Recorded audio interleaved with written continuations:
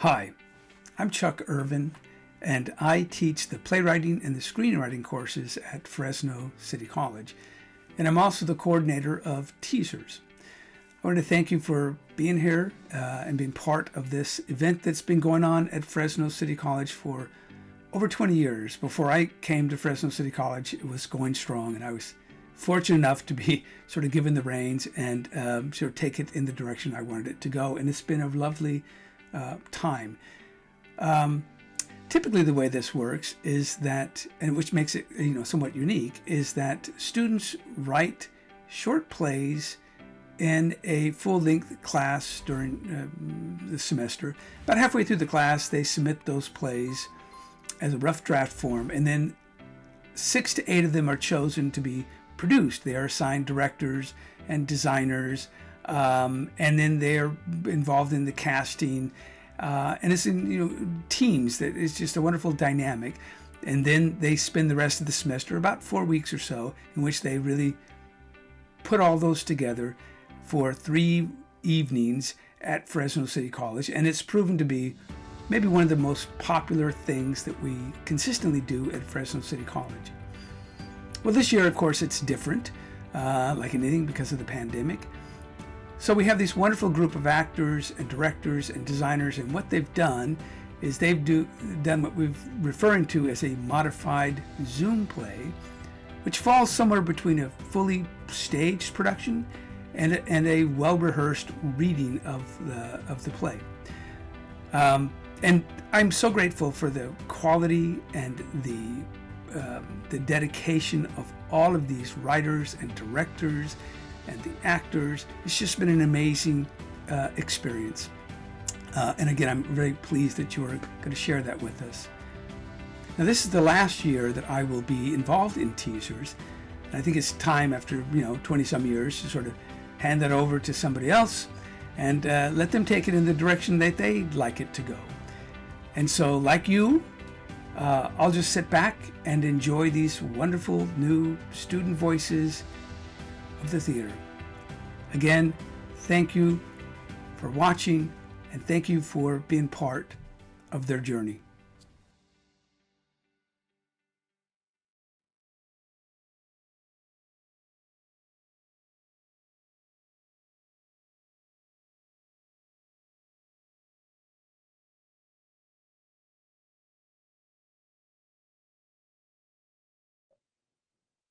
Hi, everyone. My name is Ananda Schaefer, and I am the director of The Writer. And my name is Matt Juarez, and I'm the writer of The Writer. And with this play, I kind of just wanted to touch on the frustrations of the writing process. I wanted to touch on the procrastination that we all do, as well as the fear that prevents a lot of us from just going for it and putting ourselves and our work out there. And I wanted to make that relatable, whether you are a writer or not. And just everybody's worked really hard on this production, the director, the actors, everyone's given it 100%, and I'm excited to see it. I'm excited for you to see it. So thank you for taking the time to come watch it tonight, and hope you enjoy. Yeah, and the most challenging thing about this production was finding a way to be creative from our own home, rather than being all in the same setting, and being on an actual physical stage. And as the director, I really wanted to approach this in a way where all of you, not only as the audience, but also as human beings, can relate to and resonate with.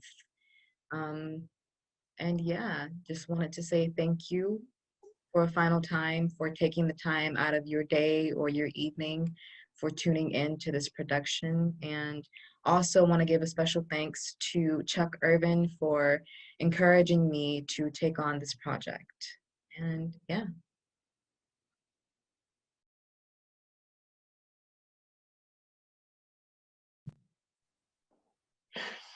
$25 million copies?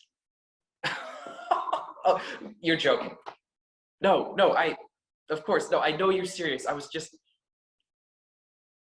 no shit.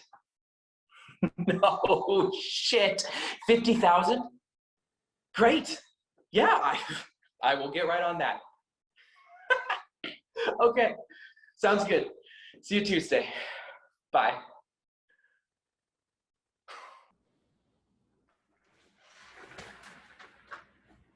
Ethan? Right here, baby. Hi, Ethan. There's been a mistake. Turns out you actually don't need that root canal this afternoon. Dr. Patterson mixed up your x-rays with another patient's. Your teeth are fine. Beautiful. Dr. Patterson would like to personally apologize for wasting your time. In fact, he'd like to give you a check, if that's all right. Oh, that's not necessary. Sir, he insists. Oh, all right. If he wants to, and you tell him Ethan Hill says thank you. Very well, sir. I'll let him know you've accepted his apology. He'll come get you in just a few minutes.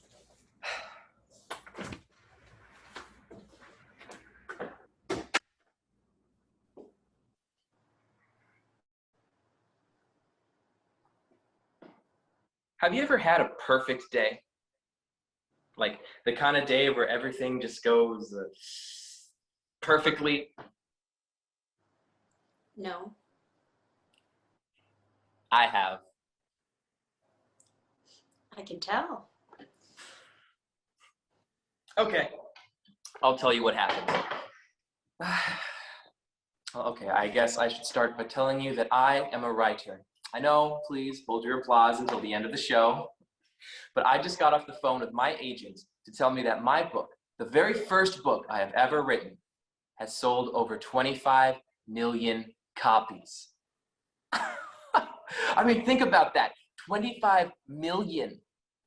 Sounds like a lot, doesn't it? And not only that, but I'm going on a book tour this summer to help promote it. I'm traveling the whole country to give live readings, sign copies, give motivational speeches, all that good stuff. And on top of that, my publishing company just called to tell me that they want another book.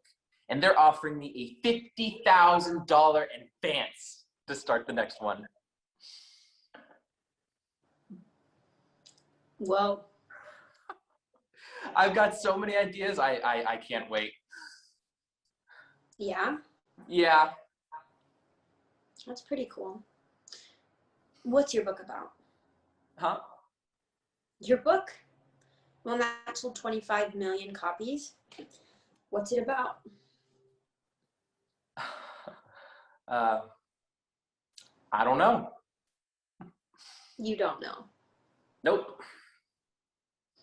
What's it called? I don't know. It's an interesting title. No. I mean, I actually don't remember what it's called.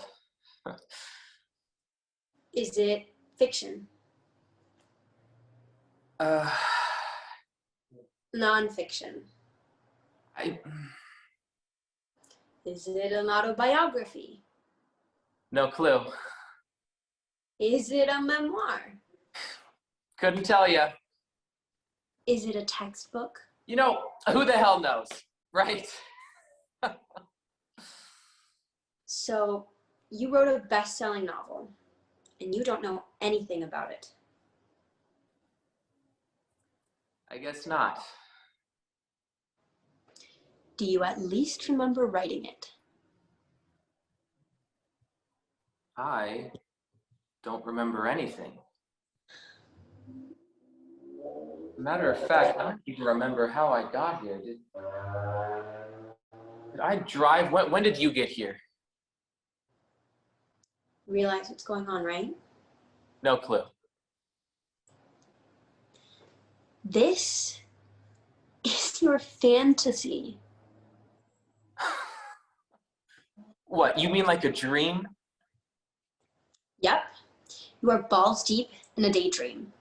You didn't write a single word. Somehow a book just published itself in your name, and now you're reaping all the rewards. Fame, fortune. Yeah, this is a fantasy, all right. Well, how do you know? Huh? Because it's all too good to be true. Well, a harmless little fantasy never hurt anyone.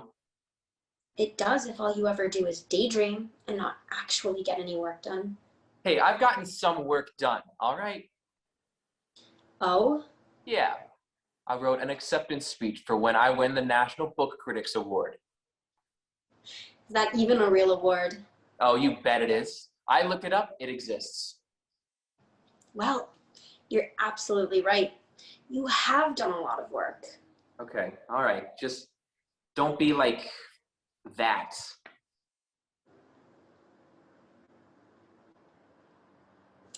Can I hear your speech? No, Come on. you're just gonna laugh. I promise I won't. I promise you will. I'm sure it's a perfectly cute speech. Okay, you know what? I have never daydreamed about getting made fun of in the middle of a dentist waiting room. Maybe this isn't a fantasy after all. Maybe it's a nightmare.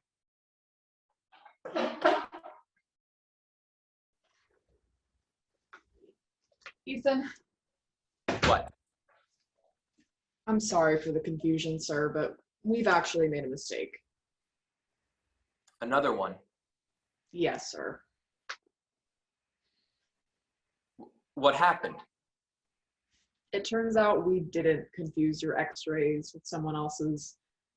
Unfortunately, your teeth are in horrible shape. Your molars are impacted. You've got 3 cavities, and you're going to need a root canal as soon as possible. But I thought you said that my teeth were fine. I'm sorry, sir. What's happening? What have you done? Sir, should we operate now? God, no, if I'm having a daydream, I'm not gonna spend that daydream getting a root canal. Very well, sir. It's your choice.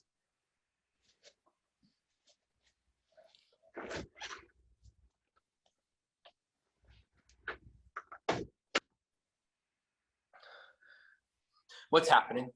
What have you done? I'm not doing anything.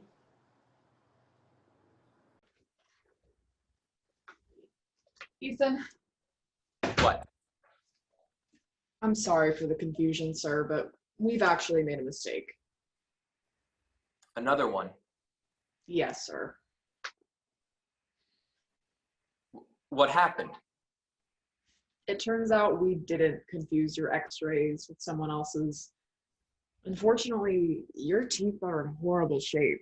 Your molars are impacted. You've got 3 cavities, and you're going to need a root canal as soon as possible. But I thought you said that my teeth were fine. I'm sorry, sir. What's happening? What have you done? Sir, should we operate now? God, no, if I'm having a daydream, I'm not gonna spend that daydream getting a root canal. Very well, sir. It's your choice.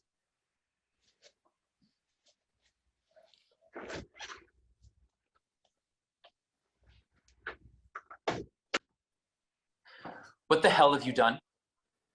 I told you, I haven't done anything. Everything was fine until you started asking me all those questions. I'm not ruining the fantasy. You're ruining your own fantasy. Oh, bullshit. You're letting your fear prevent you from unclenching and enjoying yourself. No, what I was trying to do was enjoy a harmless little fantasy. Publish a book, make a little money, get out of a root canal, maybe even meet an attractive woman in the waiting room and take her out for a drink later. Oh, it was all so simple. Ah, so that's why I'm here. Yeah. So I want to meet a woman. So what? Big deal. Doesn't everyone? What would you have done? Done? Yeah. How would you have tried to seduce me?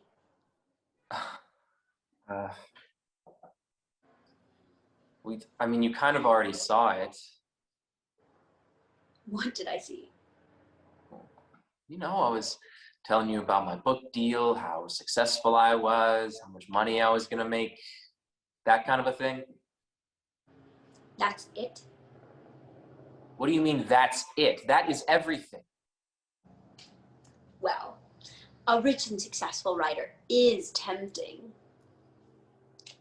But let's pretend you didn't get that phone call. Your agent never called. There's no publishing deal, no book tour, nothing. Just pretend we're two random people sitting in a bar. How would you have tried to seduce me?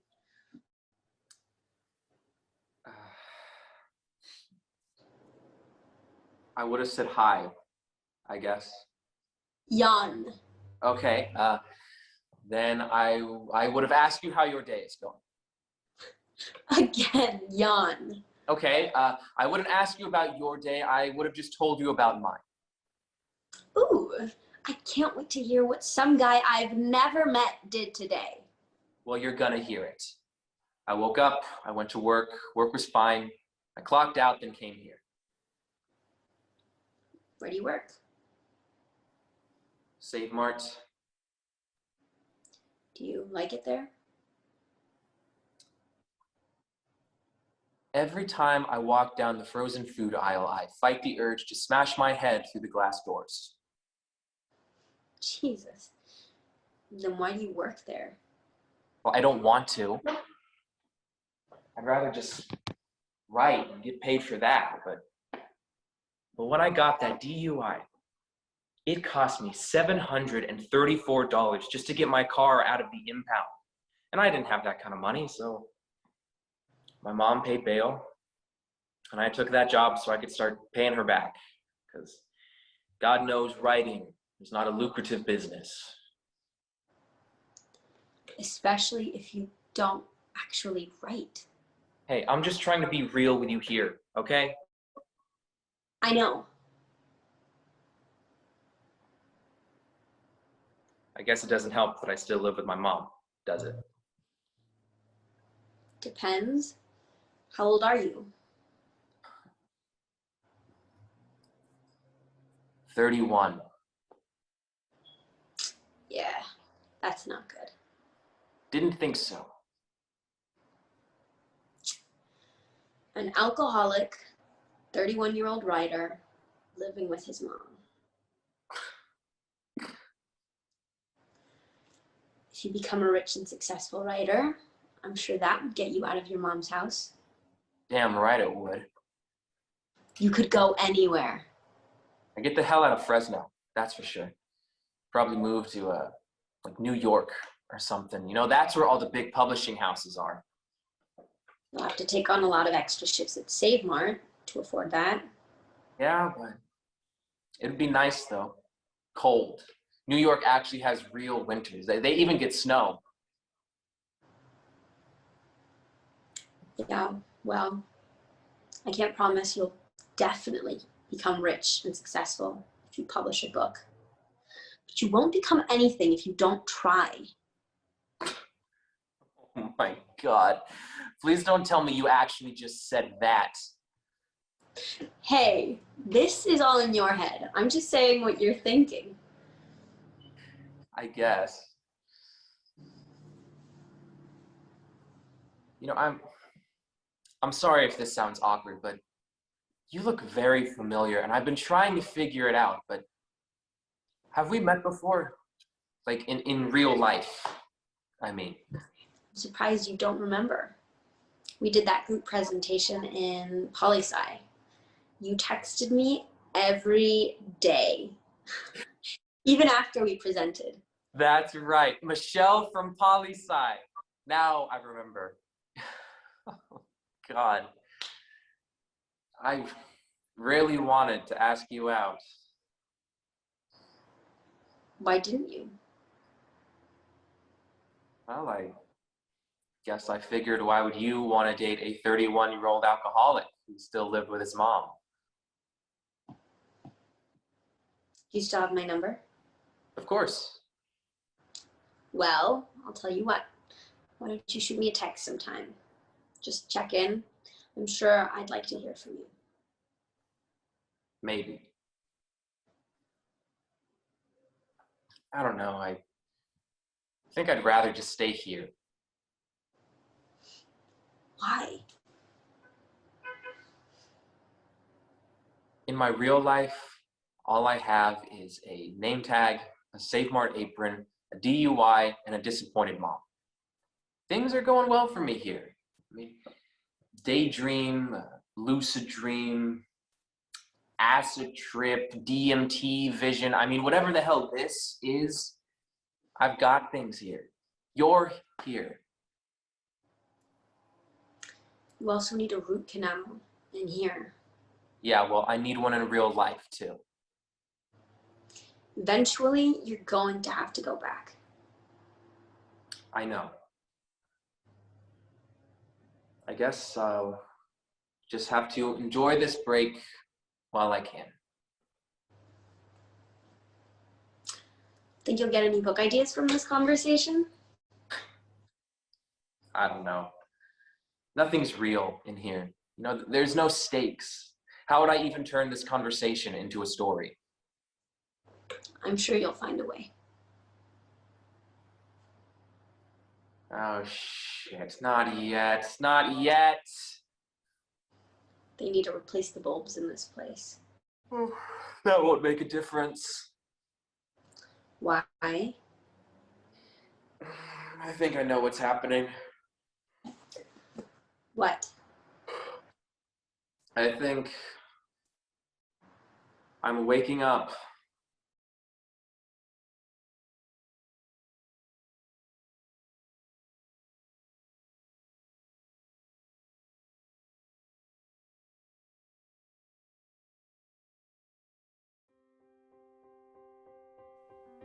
Hello, and welcome to the Fresno City College theater production of Godspeed. Written by me, Megan Crutchfield, and directed by Ricardo Tamores. Godspeed attempts to answer the question of what happens when the road to heaven feels like a trip to the DMV. What if crossing over was an interview process? Inspired by administrative protocols, the headache of filling out paperwork, and endless requests for a supervisor, this play takes us into the world of cubicles, filing cabinets, and daily reports.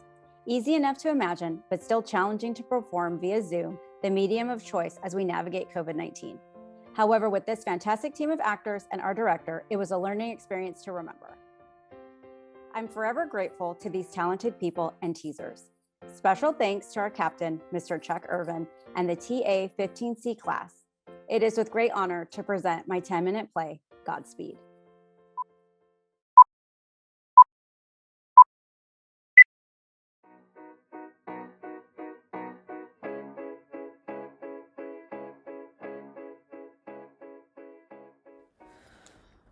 Where's my phone? Did I leave it in the car?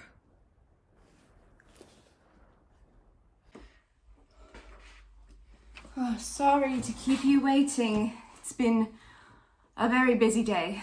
Can I use this phone? No, I'm sorry, that's for internal calls only. Internal calls only? Employees only. Welcome to the annex. My name is Angela and I'll be processing your paperwork today. I'm confused. I just need to make a call. Vivian, do you know why you're here? Not really. If I could just use this phone to call my boyfriend, I can't seem to find my phone. And if you knew me, you know that I'm never without my phone. I had it in the car. Vivian. What? How do you know my name? Vivian, I understand this can be confusing. I'm Angela, your annex coordinator. We just have a little paperwork to fill out and then one of our pathfinders will escort you to the other side. The other side of what? All right, Vivian Ramos, 26, single, college grad. You mentioned a boyfriend. Fiance. Fiancé. It's unfortunate. You'll be moving to Paradise Meadows. Your ID and keycard are included. And please hold on to your keycard. Replacing it is another kind of headache. Excuse me? I still don't understand what I'm doing here. Do I really have to say it? This is the annex to heaven. The great beyond, the pearly gates. You have heard of us, right? Yeah, sure. But how did I get here? Well, the fact that you can't locate your phone, I guess. Texting and driving? Seriously? Think about it. Shit. All right, where was I? Oh, here. You have an ID, key card, a map, and one of our pathfinders will escort you to Paradise Meadows. So, if you can please just sign this contract and then relinquish your belongings. Wait. Seriously? Vivian, what seems to be the problem? Your file indicates that you're easygoing, happy, healthy. You've never even broken a bone. So, can we please just sign the contract so we can move on? No, thank you. Say what now? No, thanks. I don't want to be dead. Vivian, I'm really busy today. And I don't want to be dead, so I'm not signing anything. I can sit here all day, if you like, or you can send me back. That's really not how this works.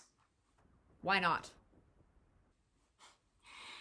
It's complicated. Can you elaborate? No, I can't. So, can we please just sign the form so we can move on? I'd like to speak to a supervisor. Excuse me? I'm not moving until I talk to a supervisor.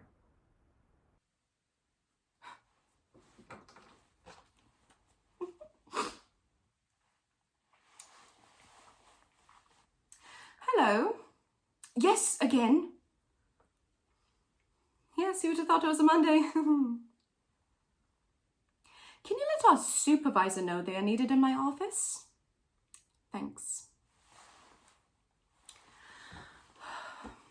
My supervisor will be with you shortly. Sit tight.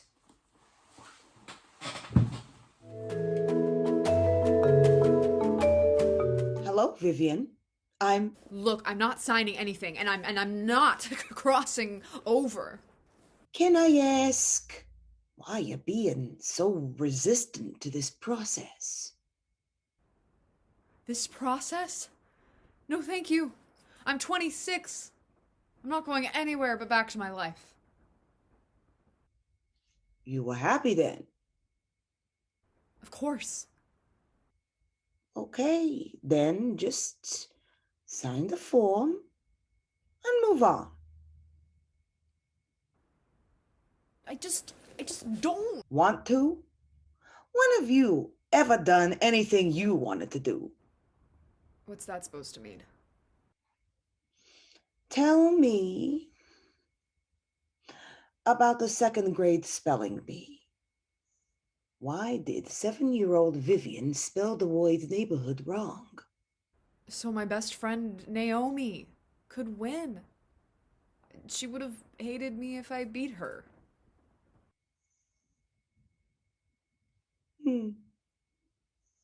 I see. Tell me about your job. Why'd you stay in middle management? New York City was a dream, right? I couldn't leave. I had to be there for my dad. He never remarried and he lives alone. Besides, it's not so bad. It pays the bills.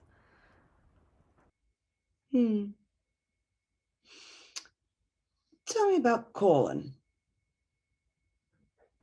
Colin is a good guy. He has a great job. We're supposed to get married. Everyone loves him. And what about you? What about me? Do you love him? I should, right? I'm pretty powerful.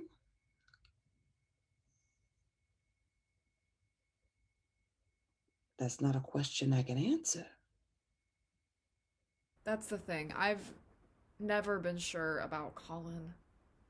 He feels like a safe choice, but honestly, he's kind of an ass. Do you even like Colin?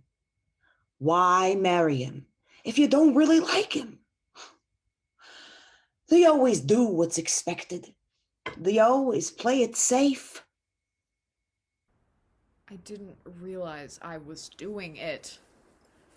I never wanted to get my heart broken or be disappointed. I didn't want to cause trouble, so I did exactly what was expected, exactly what was safe. And for what? I'm here, dead, or almost dead, and literally dying of regret. Technically, you're not dead, but you're not really living either. You never lived your life. You lived our life. Do you see the difference? You've never put yourself out there. Why leave it to chance now? Meaning? You're here. And that is the door to the afterlife. Well, haven't you heard? Heaven is safe and easy. Taking the easy way is what you've always done. And I've been called to personally escort you. And I don't leave my office that often. Wait. You're...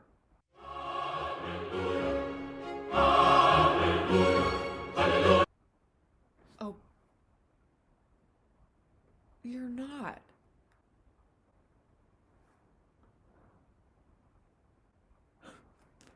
Then send me back. You have that power, right? It doesn't really work that way. Why does everyone keep saying that? Ooh. There's a lot of paperwork. Seriously, doesn't this fall under some kind of pro-life category? Why not take the easy way one last time? Because it's what I've always done. Look at me. I'm here. Somewhere between life and death. I was so cautious and good, always pleasing others. For what? To make them happy? What about me? I played it safe my whole life, and look at me now. I'm here talking to God in the smallest office in purgatory. I feel like I'm in hell.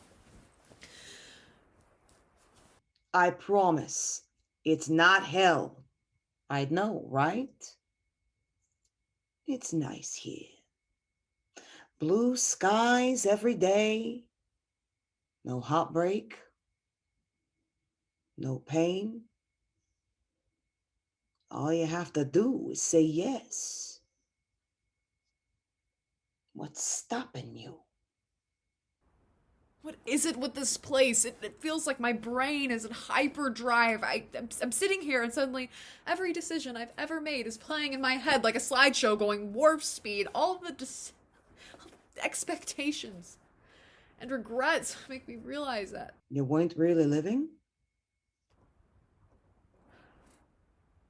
Yeah.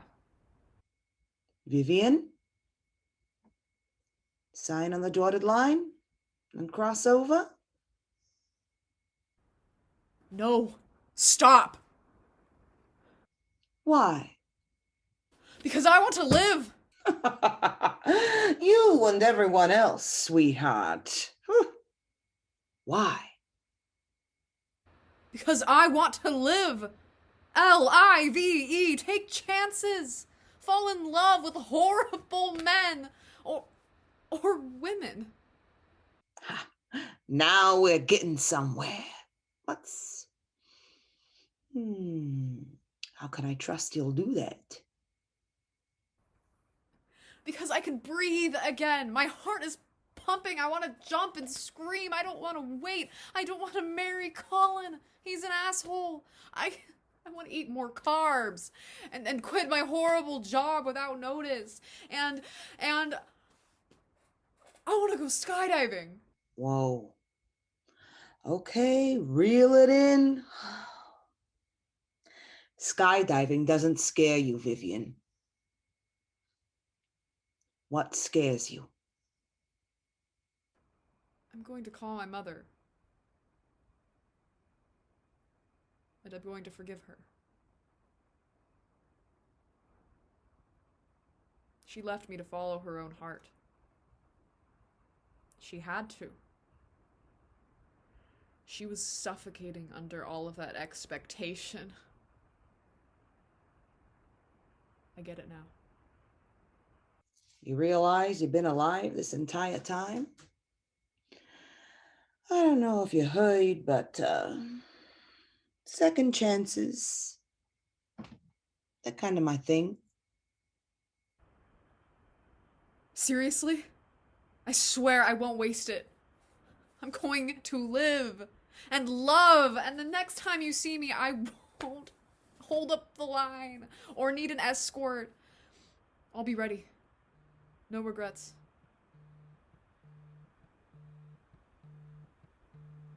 Holy shit, my phone. Language. Sorry. It's unknown. Answer it.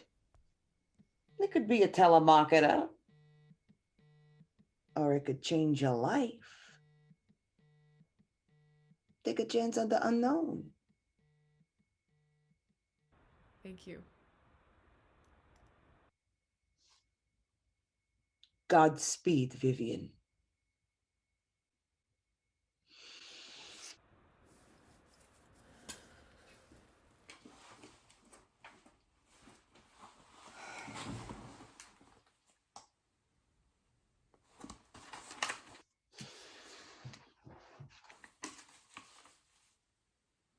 Well, don't get too comfortable. Paperwork from today alone will kill you. Oh, that's funny. Don't worry. I'll take care of it. You really like giving second chances, huh? You think she'll follow through?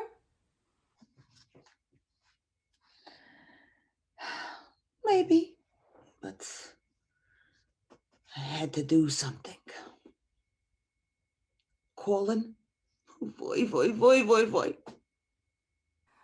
Well, from your mouth to, well. So what should I do with this then?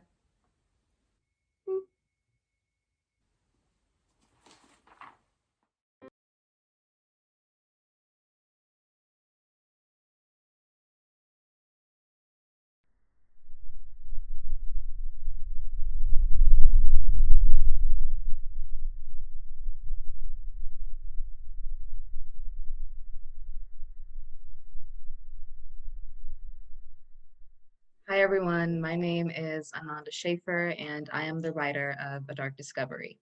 And my name is Sean Stoll, and I directed A Dark Discovery. I'd like to thank you all for taking the time to watch, and please enjoy.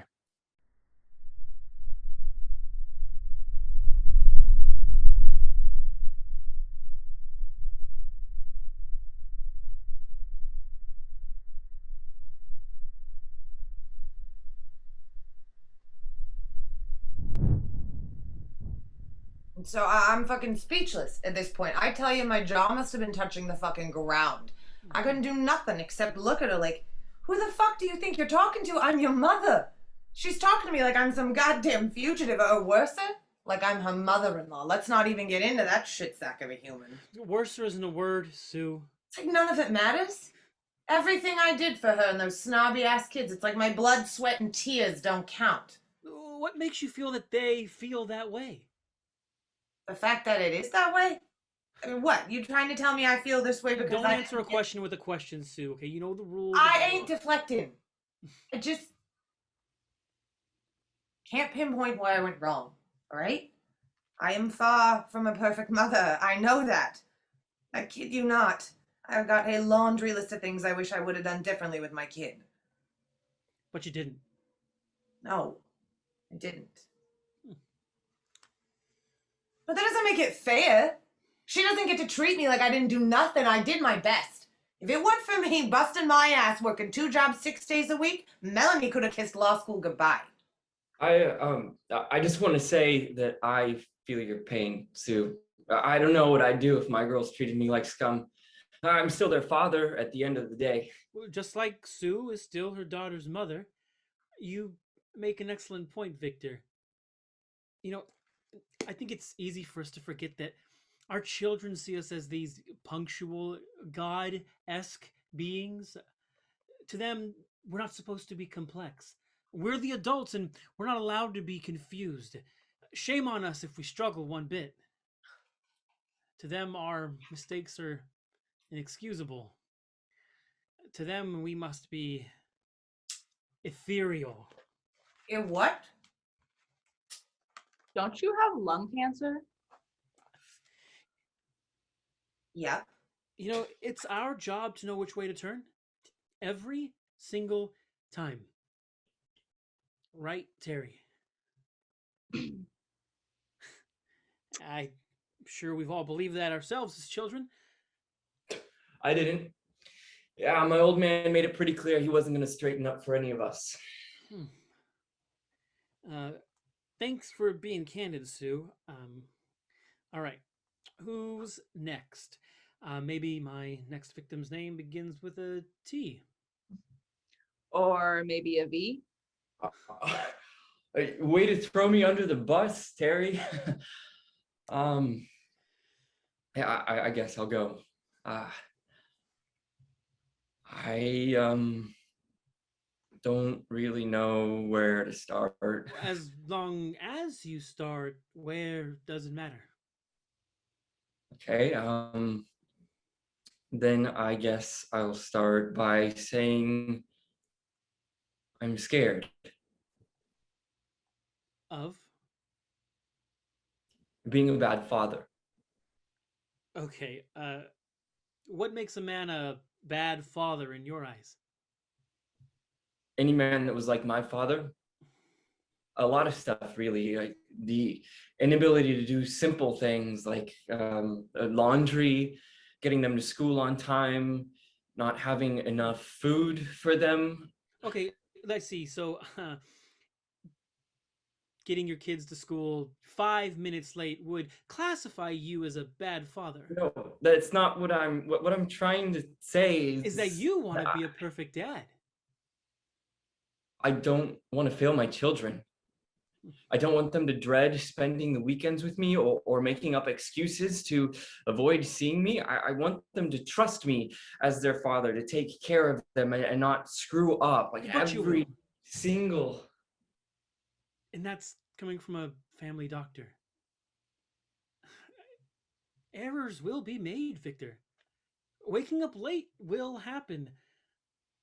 Overcooking the eggs and pancakes will happen. Horrendous traffic on the 41 might just happen. But that doesn't mean you should lock yourself away in a dungeon forever. Okay, there's no such thing as a perfect parent. If there was, I'd be out of a job right now. I just get so anxious, you know? My soon ex-wife, she usually takes care of everything. I'm just a check collector. An unplanned arrangement. Exactly. Okay, well, how does knowing that make you feel?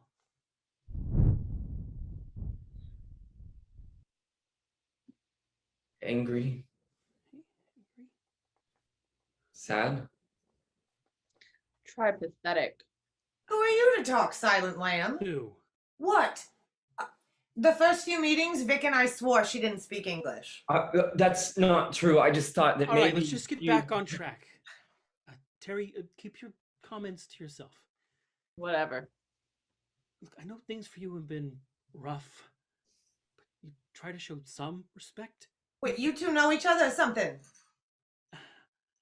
Victor, why don't you tell us something you have done for your kids? There's got to be something.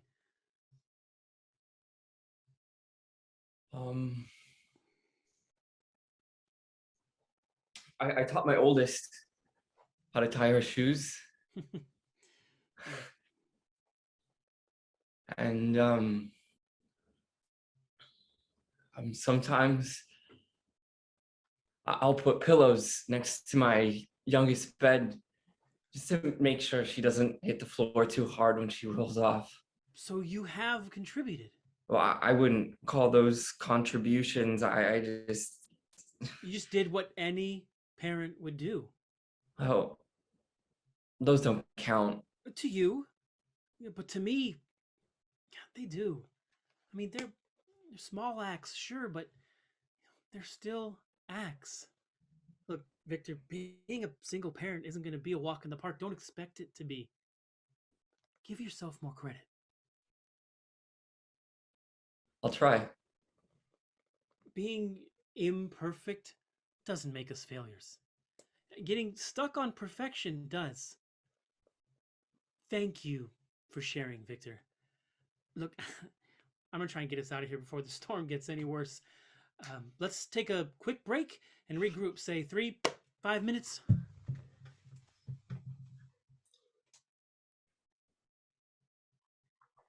Look like you're requesting for diabetes with that much sugar. I usually take mine's black. It's better for the heart. I don't remember asking. You always this way. What way? The way where you got a huge stick up your ass. The hell's your problem? Look, I'm just saying. People see you and they probably think, oh, she seems nice. You know, because you got a demure exterior and whatnot. But the minute you open your trap, it's a different fucking story. Guess there's always a plot twist.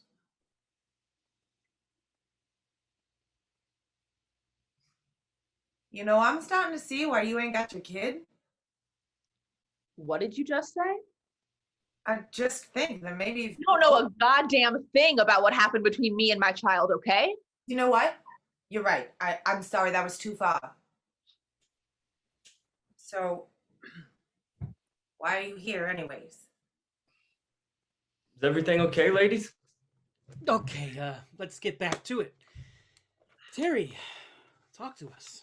We all know that ain't gonna happen. We don't have much time left, Terry. Great, so we can leave? That depends on Terry. No, it doesn't. No. No. Come on, Terry, you can do this. I was scared at first, too.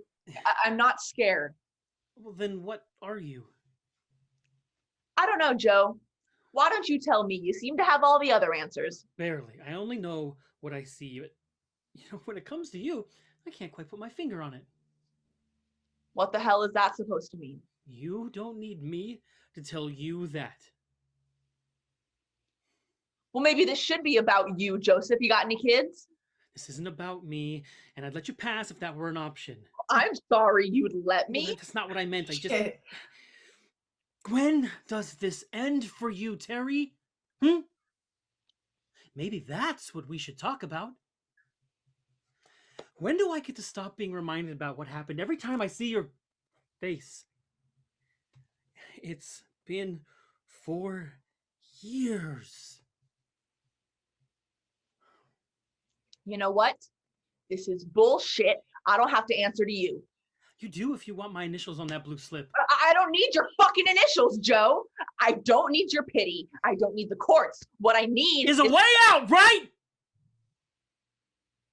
That's why you're here. Okay, you need an exit. You come to these meetings every week and you pass up your opportunity every time. What do you want from me? No. What do you want from you? It wouldn't matter. That's cynical. That's the truth.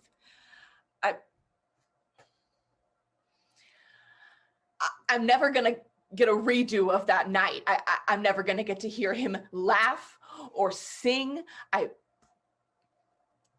can't undrink the liquor that I downed before I decided to be a fucking idiot and get behind the wheel of my car. I mean, unless you've got a time machine, maybe then I wouldn't be a fucking murderer, huh? You're not a murderer. It was an accident. An accident. That's what we keep calling it, as if it wasn't because of my actions. And if I'm not a murderer, then what am I, huh? A drunk, an addict? You're in pain. I am somebody who makes up excuses for their fuck ups. Somebody who's been betrayed and ripped into a million pieces only to be put back together and fucking torn apart all over again. I mean, I am somebody who killed 2 children. Your daughter and my own baby boy.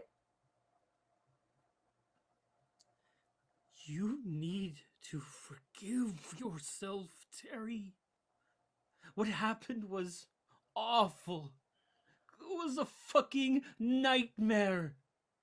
Did it render a lot of pain and suffering? You bet.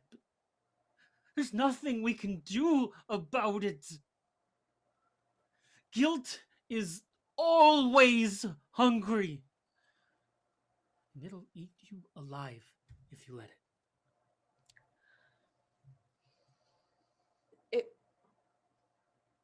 It was hard for me, you know? Having to explain things to you and your wife, trying to tell you how sorry I was and explain what happened with my family. No, don't touch me. I am so sorry, Joseph. Crap. Hang tight, everyone. I'll look for some lights.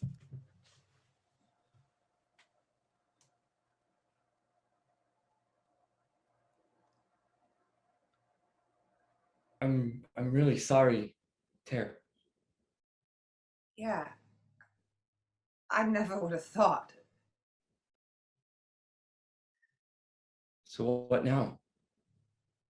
I think I found something. Hold on. Maybe there'd be some light.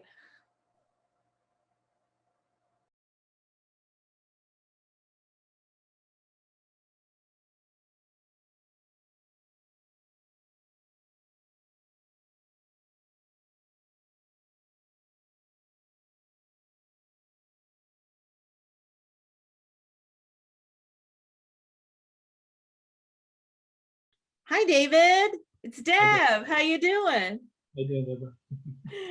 Okay. I am just so excited to interview you for Zafita the Pig Slayer, and I have some questions that I want to ask you. I'm going to shoot them at you. So here we go. Where did you grow up? I grew up in the Fresno and Clovis area. Okay. How did that shape you as a person? I think that it was a big difference all over the place in economic status of a lot of people. So I had lunch with homeless people and had lunch with millionaires. So. Okay. What's your spirit animal? Definitely the cat. Okay. What is a book that you have read that positively changed your life? I read many moons ago Allen Ginsberg's Howl, and I've been a beatnik ever since, basically. Do you have a writing routine? I try to write and read in the evening times after my family's kind of done with the day. When do you feel most creative? During those late hours in the evening time after dark comes. I'm a vampire. Yeah. Okay. What is the biggest surprise you've ever had? Gosh, that's a hard one. I don't know about that one. Everything's surprising me every day. Who is seated at your fantasy dining table?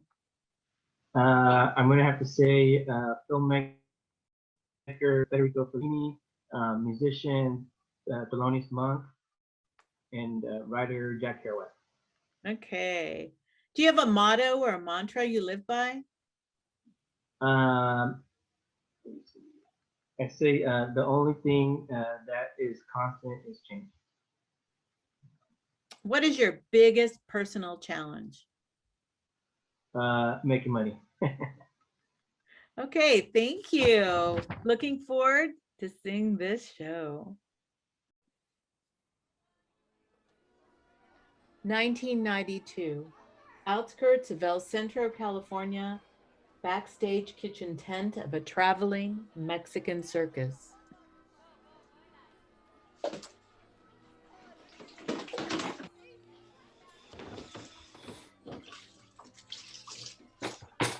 Orate, Zafira, these need to get done. And I need to be prepping that post-show food by the time the little dogs jump through the hoops. That's how I know it's halftime in the show. Yeah, por favor. You've told me about the little dogs like 10 times. It pays to be observant, Mika. Now hurry. Oh, Mija, when you're done, get started in the stable tents. En serio? I thought that was the stable hand's job. What's his name with the glass eye? Manolo got kicked in the back by a horse last night. They took him to San Diego. I think he busted his kidney or something. Shovels are in the main utility tent. Anya, why are you guys running me ragged like this? I've never had to do the stables before. Escucha. Terca. I hired you. I like you. You're a good worker. Y tienes fuerza de corazón. But you're loud and slow. What's that got to do with anything?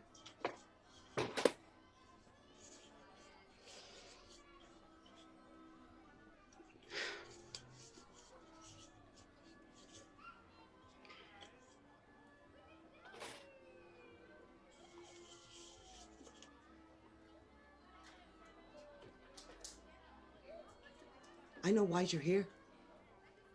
Traveling with us. You need to keep your mouth shut when you're drunk. Not all ears are friendly in a place like this. Just listen to me, and you might get where you want to go. I don't know what you're talking about. I hold my liquor. With the mezcal night? What do you know? Mija, let's just say I know you're screwed. I met girls like you before. You all have the same eyes. Desperate and delirious, but brave. You're all runners. None of you has much of a choice. Runners can't be choosers. Runners have to shovel shit.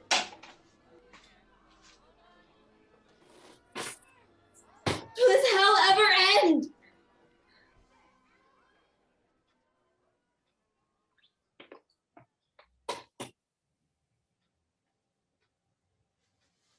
Even from beyond the grave, Danielle, you have to ruin my life. Why? You were supposed to be a good one. The one. How dare you lay your hands on me while I slept in the bed we shared? I swear, if I die running like this, I will find your dead ass in the afterlife and kill you again, you bastard! Mika, take this mask and put this makeup on. Now, clown up, like how you help the Garza girls. You know how. Wait, why? For once, don't be stubborn and do as I say.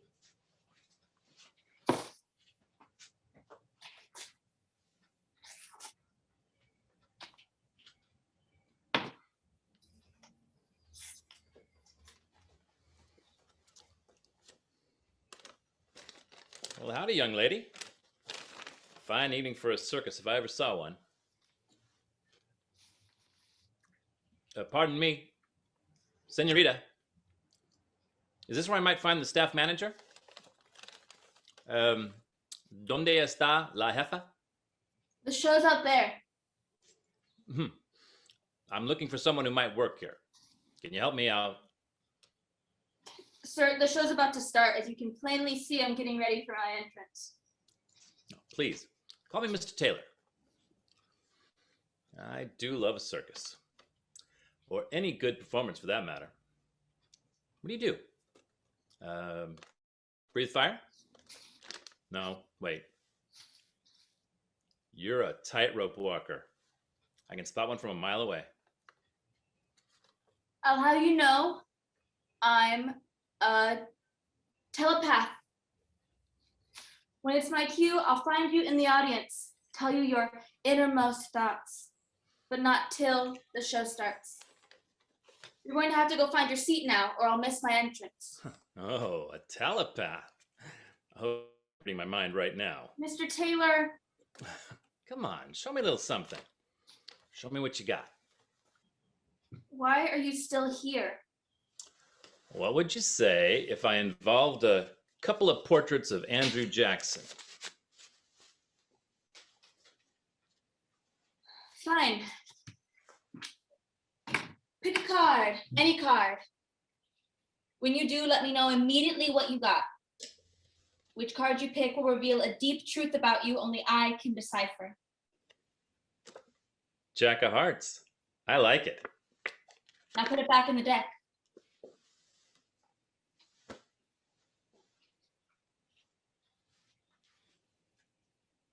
Well, what's the Jack say? That I'm a red hot lover, a tiger in the sack? It says you're a limp dick pig who doesn't know when to quit and needs to get the fuck out of here. I suppose I deserve that. We've had a lot of fun, darling, but I need your help. It's important I speak to your manager pronto. Could go a long way towards serving justice. Justice. I'm not your darling, Mr. Taylor. My apologies, miss. I never caught your name. Now, what was that name again?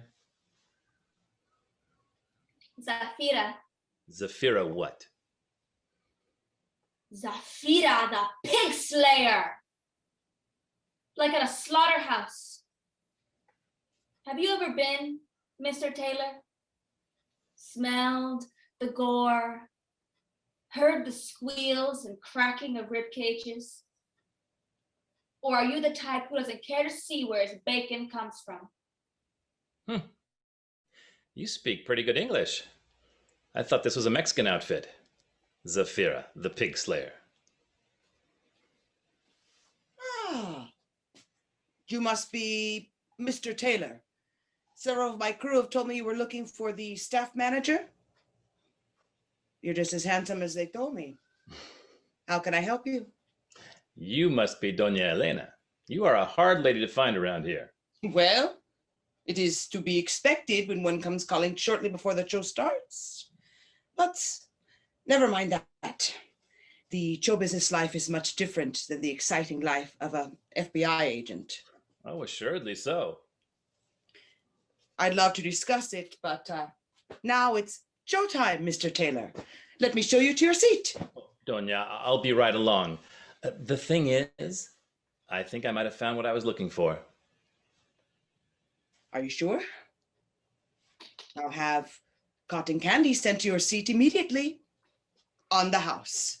A thank you for your service protecting the community. Oh, that sounds delightful. But no, I'll need a couple of minutes here with your crew member. I understand.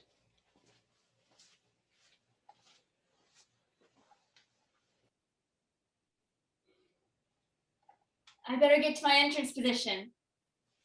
Nice talking with you, prick. You're not going anywhere, little darling. We're cutting to the chase right here. There's a murder on the loose, and I'm on the trail, and the trail has got me standing right smack dab in front of you. and I'm gonna need your cooperation. Does the name Daniel Salazar mean anything to you? How about Marisol? Marisol Asuncion? Ah, that one stings a little bit. Well, Marisol, or Zafira, the whatever the hell you're calling yourself these days. It looks like you're going to be serving justice tonight after all. Justice. Justice? What justice is there in this world? You have no idea what he tried to do to me. I can imagine. How dare you? Daniel was a murderous bastard and worse. Don't try and lecture to me. I've seen my share of slaughterhouses, little girl, and they weren't hanging hogs on those hooks either. There's gore in this world that'll make you puke your guts out. You realize it's all just a mess. A bloody, meaningless mess. And somehow you gotta get by. So, if you can, you take what you can get.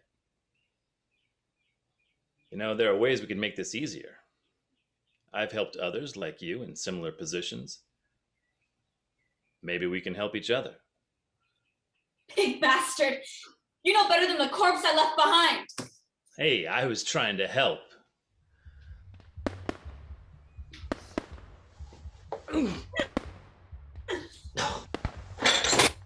Old woman! Mija, take this. It's the address to my sister's carniceria in Calexico. She knows about girls like you. Her name is Emilia. She'll get you across the border like you want. Now go! Doña, why? Why are you helping me? Because you need it, and because I would like to think I would have done exactly what you did in your situation. Now go! Thank you. Thank you. How can I repay you? Get out of here. Apúrate!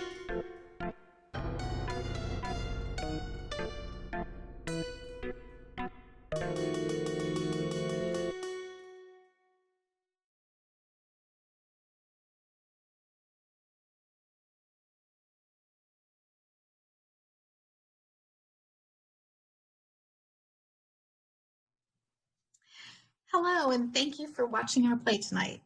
My name is Angelica Kapoor Davis, and I'm the playwright for The Boyfriend. My name is Khadija Ahmed. I am the director of The Boyfriend. Angeli, what was your inspiration for the play?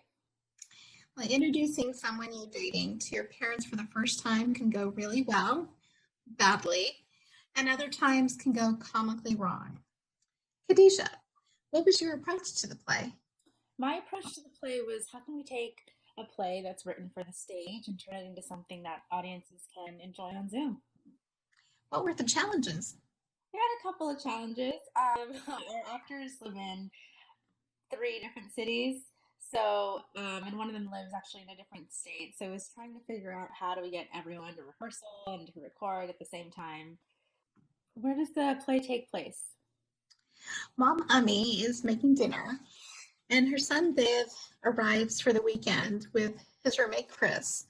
Viv has something important to tell his mom about someone he's dating.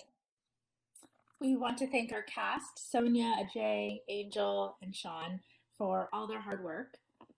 I'm really grateful to Khadija for bringing this story to life, and to our wonderful cast who live in 3 different cities and 2 different time zones for making this happen. Thank you also to the Fresno City College Theater Department for offering the opportunity for students to write, direct, and act in their own work. We hope you enjoy our production of The Boyfriend. Thank you.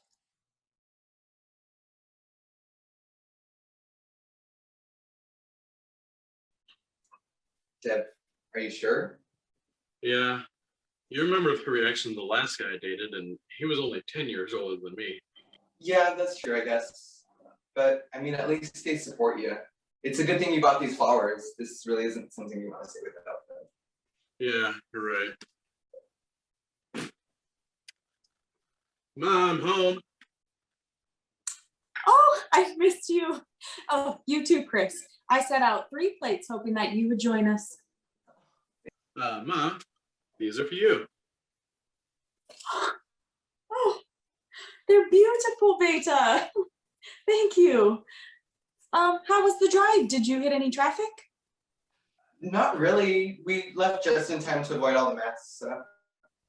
That's good. Mom, I was wondering, is Dad home? Oh, he was on call this weekend and he had an emergency surgery, so. That's okay. But he did help me get these prints up. What do you think? Oh, they look great.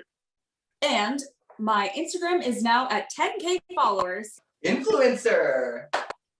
Well, dinner will be ready in an hour.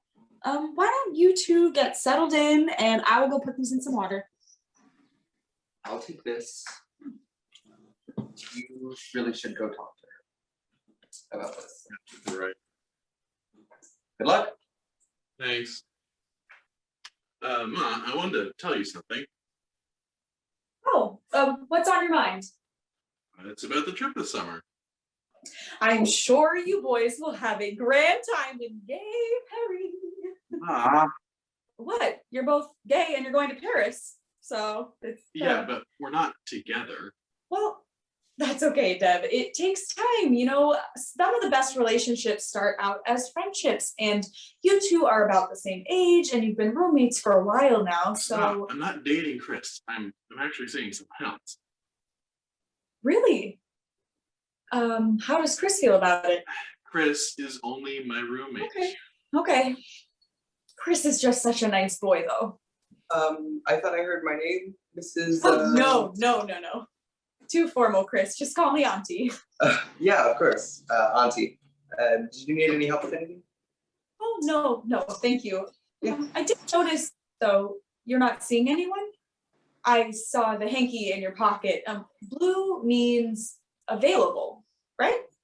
You know about the hanky codes? Well, just so you know, you don't have to pick some random guy. I mean, Dev has really had some, interesting. I mean, I date. I just, I can. Chris doesn't have to tell you about his dating life. Okay, Chris, I think someone's a little bit jealous. No, really, we're just roommates. We're basically brothers. Well, then I have two sons, and you have to call me Ma. Great. Now you can mother both of us. Oh, don't worry, Beta. You're always my priority. Thanks. Oh, now what was Chris saying about the trip? Oh, good. You told her. No, actually, Sorry. Told me what? What happened? Oh, nothing bad. We just have one more person joining us. My professor. Oh, how nice. Actually, I think it makes me feel a little bit better knowing that you'll have a responsible adult. Responsible? We're responsible adults. Okay, of course you are, Beta. So Chris, which professor? Art history. Oh, what specialty? Modern, early Renaissance, Well, then you will have the perfect guide for the Louvre. I still can't believe we never saw it. I mean, we kept ending up at Notre Dame and couldn't understand the directions, and it was this whole thing. Oh my gosh, that's what my professor said too. He is also my friends. We're all friends. Oh, how nice. When do I get to meet him? In about 20 seconds. He's coming here now. I can help you in the kitchen. Sure. I'll go make some chai. Jeff, let her meet Scott as my professor first, not your boyfriend. Okay. Ma, I'll just go check. Chris, could you grab the photo album from the shelf and put it on the coffee table? Oh, I hope it's not too messy. Sure, no, but really, don't worry about it. Everything's good. Hi, Professor. Come on in. Professor. Sorry, hun. I haven't told her yet. You don't mind if he stays over here, right, Auntie? He's staying here? Yeah. A little warning next time. Dev, why don't you get the professor settled in the guest room, and then you and Chris can share. Thanks, Ma. Thank you for your hospitality, Mrs. Bhatia. You're welcome. I'll be out in a minute. Chris, when did the professor decide to join this trip? Well, Dave met him at the art department party, and they like really hit it off. I was just Dev's +1. +1, huh? Yeah, but about Professor. Oh, what's his agenda? You know, for the trip. Mostly research. I promise I'll tell her. I just Don't worry, all right? Indian women love me. it's from our high school trip to Europe. Oh, she's got some great shots. She had a studio after college and even got some shots in National Geographic. But then I came along, so she gave it up. I got her set up on Instagram, and now she even has 10,000 followers. Impressive. Yeah, I'm really proud that she picked it up again. Well, she's talented. You know, this reminds me of my first trip to Paris. God, it seems like a lifetime ago. I can't wait to make new memories with you.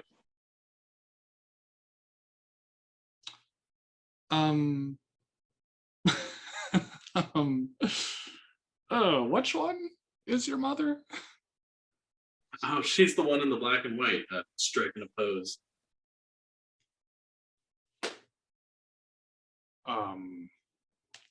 Yeah, nice shot. You okay? Yeah, fine. This was from my first trip. I thought that you might want to see it, Chris. Oh, we were just taking a look at it. We had so much fun exploring Paris and London. You know, I wonder where everyone is now. Auntie was just saying that her group couldn't find the Louvre either, just like that one story you told us. Remember, Professor? Well, that happens. Auntie, who's that hottie with his arm around you? One of the boys from the trip. Bill, I want all the deets. Oh, it was just a little summer romance. You had a fling? Dev, she doesn't need to tell us, okay? Not a fling. We had fun. It was innocent. Go on. Well, after this picture, we decided to see the Eiffel Tower and the view from the top. And then? It started raining, and it was just a light drizzle, but the guard made us all clear out. And the elevator was so crowded, so we decided to take the stairs. Aren't there like 1,000 of them? 1,710. OMG, Scott, Professor told us this crazy story about the Eiffel Tower too. There was like a bunch of thunder and lightning. I mean, he got soaked, but you know, luckily not. Electrocuted. What? What? Professor, what did you say your first name is? It's Scott. I should go. I don't want to impose or anything. Scott. And you went to Paris and got caught in a thunderstorm? Ma, what's going on here? I should really go. Wait, don't go. What's all this about Paris and a storm? Was you guys on the same trip? Wait, that's not possible. Totally possible. Scott? Yes, it's me. I didn't even recognize you with a beard. Oh, it's been a long time. People change. Wait, you just disappeared after the trip. What happened? I mean, you were leaving to college and you had a boyfriend. I didn't want to complicate things. Boyfriend? Boyfriend. Yes, but I thought that there was a connection between us. I mean, the way that you danced with me and you held my hand. What kind of dancing? Dude, seriously? I was going through some stuff and didn't really know how to handle it all. You figured out you were gay. right? You knew. Jen told me a few years later. I should have guessed, but I was just so caught up in the moment. I'm sorry, Mommy. No, Scott, don't ever apologize for being who you are. I mean, we had a lot of fun and we made some great memories. Good memories. Wait, this isn't happening. Are you all right, Beta? We're gonna need something stronger than chai. So, Scott, what exactly are your intentions with my son? Here, you're definitely gonna need this more than me.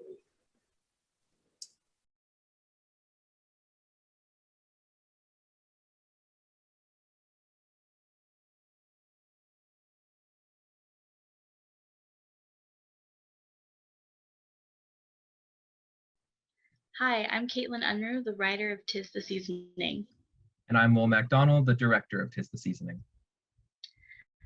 When coming up with the concept of this play, I was really inspired by family dynamics, specifically the kind you typically see in sitcoms. I come from a family of 6, so I am not a stranger to family tension.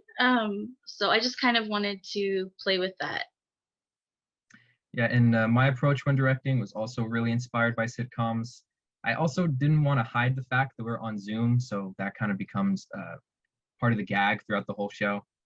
The biggest challenge when directing this was staging, since this is such a physical show.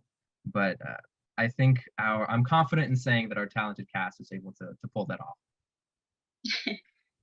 And for the location, I visualized a place like Fraser Crane's apartment, just the kind of place you can picture a snooty man living in.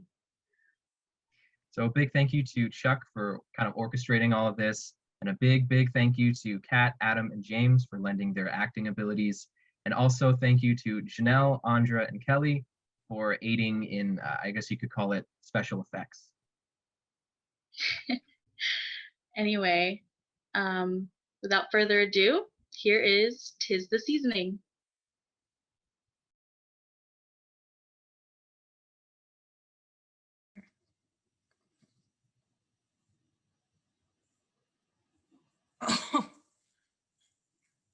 Oh my.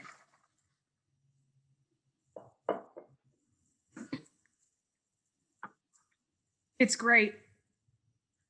Absolutely brutal. You've done it again. Really? Yes, really. The people love you, the restaurants hate you. I have never met a more polarizing person in my life. How do you do it? Please, Leah, I'm but a writer, a simple servant to my pen and taste buds.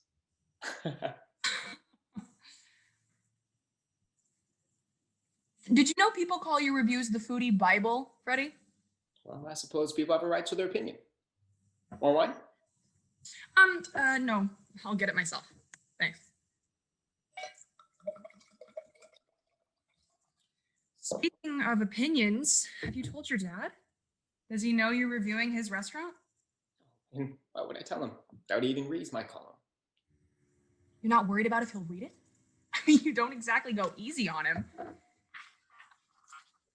Disgusting. Revolting. Irritated my sinuses.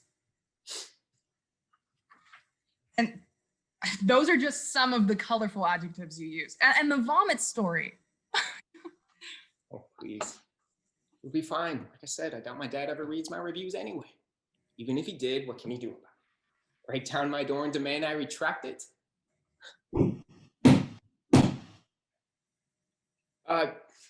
Come in. Dad. Yeah. I thought I'd come over and bring you some food. See what you thought of the restaurant personally. Can I come in, or are you busy? I'm not busy. You want it now? Put it in the fridge. The fridge is fine, Dad. I ate some caviar not too long ago. Oh, caviar. Yes.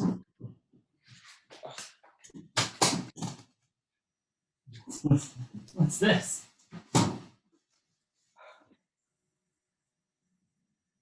What is this? It's my review. Oh, so you came to the restaurant, made me think you were trying to reach out and only to stab me in the back. The food made me think of the word vomit, and it came to mind again later, many times. Jesus Christ, you could have told me you got sick and you have to write about it. You knew what I did for work. Surely it crossed your mind the reason I was there was to critique. Critique. Ever since you were a kid, critiquing everything, from my cooking to the TV shows I watched. I couldn't even make a glass of ice water for you the right way. I could have paid someone to shovel them the amount of ice you put in.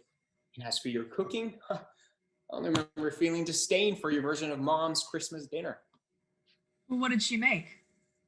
Glazed ham, fruit salad, and lobster ravioli. Lobster ravioli for Christmas?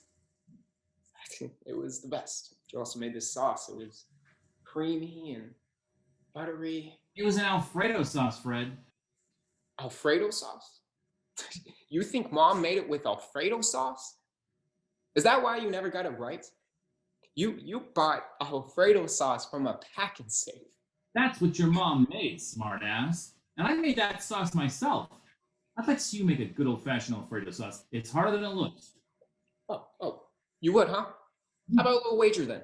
I just so happen to have handmade lobster ravioli in my fridge. Oh, you do you? You just so happen to have some? Yes, and if you must know, I was planning on having Olivia over for dinner. I was going to impress her by having at the last minute make lobster ravioli. Please. Wow. Anyway, Dad, we both make our version of Mom's Christmas ravioli sauce. We'll have Leah here taste test and see who is better. If I win, you have to let me publish a review. Admit you're wrong about the Alfredo and get professional training for your cooking.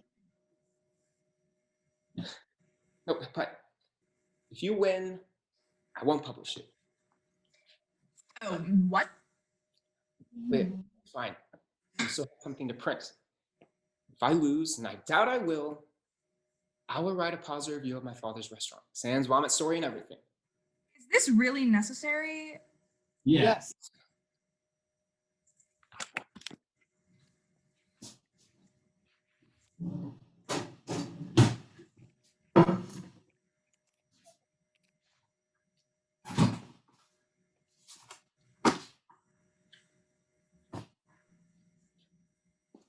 You're making too much butter. I'm making double. You're not enough cream then. Oh, Jesus Christ. How can you do any cooking when you're always watching somebody else? Pay attention to your own food. Right, I suppose my advice is of no use to your Alfredo sauce anyway. Leah, could you make the ravioli?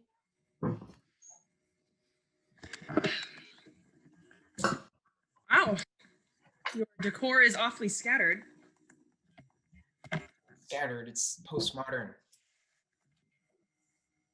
I think you got it backwards, Freddie. It's going to be your loss, not mine. You might want to learn how to make some humble pie.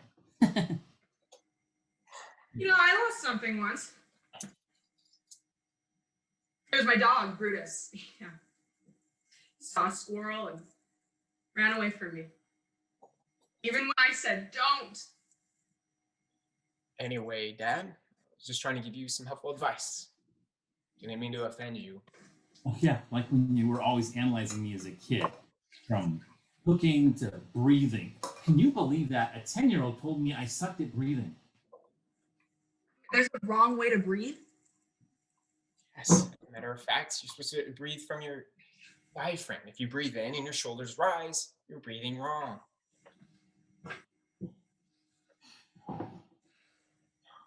So, what if you're the one breathing wrong? It's a well-known fact. You two would know if you read a book sometime. Oh, there you go again with the judgmental attitude. A person isn't worth their salt unless they went to an Ivy League school. Well, at least my food doesn't have to graduate from Harvard to be considered good. At least my food is good in the first place. Wait, your water is boiling over. Listen to your friend. I worked hard to be an editor at a... Listen to someone other than your own ego for a change. To be an editor at a prestigious paper, and I'm offended that you would insult my intelligence. I didn't fall into a 10-year-long depressive episode. At least I'm not a snooty prick who thinks he's better than everyone else. I did something with my life. At least I'm not so uptight. If I ate sand, it would come out as glass. Because I'm not the reason Mom left us.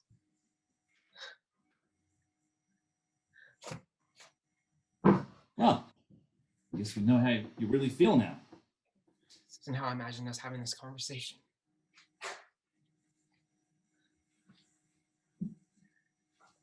When Mom left, it felt like you left too. You checked out. I practically raised myself at that point. Look, when your mom left, it broke me. I couldn't function. Right, well, I don't think it was hard for you? Well, it was hard for me too. You say I'm an overachieving stuck-up, but do you know how that started? It was because of you, Dad. I did all the extracurricular activities because you were so despondent. Always sitting in front of the TV watching some Antiques Roadshow or some Steve McQueen movie.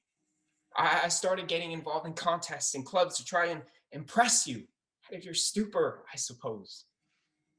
I wanted you to look at me, be proud of me. I thought you did all those things to get away from me. Of course I'm proud of you. You've done really well for yourself. Oh, I was such an asshat. And you know what? You're right. I'm a horrible chef to boot. It wasn't just you, Dad. I haven't exactly been easy on you, and Mom wasn't exactly parent of the year either. She didn't call me until a week after she left. She never said goodbye. That was your mom. Didn't think, she just acted on impulse. What a bitch. You don't know how many times I've wished I could go back and do things differently. But I've tried not to be stuck in the same place. It's hard, you know? Time stood still for me for so long. I had to learn how to read the clock again. So when Joe called and asked me to help with the restaurant, I felt a pull, you know? I felt I needed to do it or I'd just drown. And the cooking helped. It's always been a kind of a therapy for me, and I started to feel a sort of normalcy again. I didn't know the restaurant meant that much to you. You didn't think you got your knack for cooking only from your mom, did you? Speaking of cooking, are the sauces ready? Mine is. Dad? As ready as they'll ever be.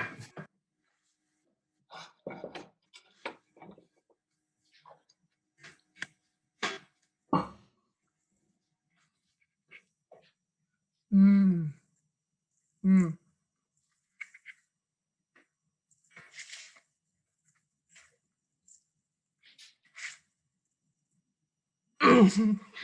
Oh my god.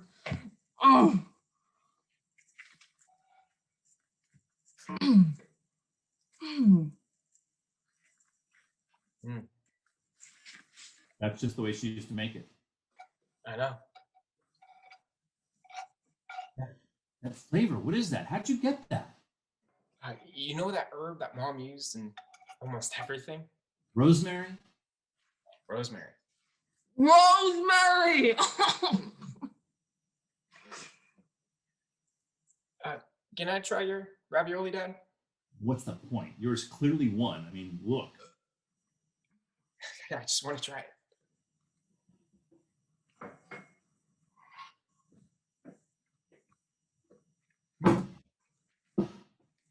That's actually quite good. I don't need any pity compliments. Thanks. No, I'm serious. You should add this to the menu at your restaurant. I thought you should teach me how to make your sauce and I'll think about it. Well, how about you make your own Alfredo at the restaurant, and in exchange, I'll teach you how to make my mom's. Also, I'll rewrite my review. How does Requiem for a Ravioli? Patriarch's pasta approves palatable sound. Easy for you to say. Well, Leah and I can come up with the title later, but what do you think? I think it sounds good to me, son. Sounds good to me. Hey, that's more like it. Look at us, getting along. To the happy couple. To the happy couple. Now, Let's talk about why you named me Fred.